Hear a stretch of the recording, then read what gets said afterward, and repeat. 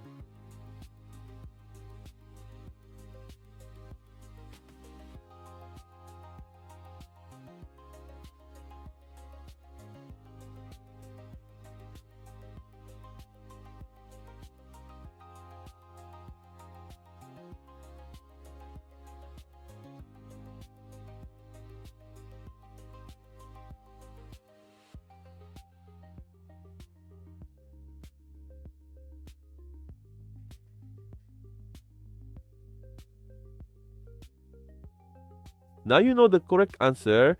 If you got it right, comment below. If you got it wrong, don't worry. This type of expression tricks many people. Leave your like and subscribe to the channel and follow the upcoming challenges. See you in the next video.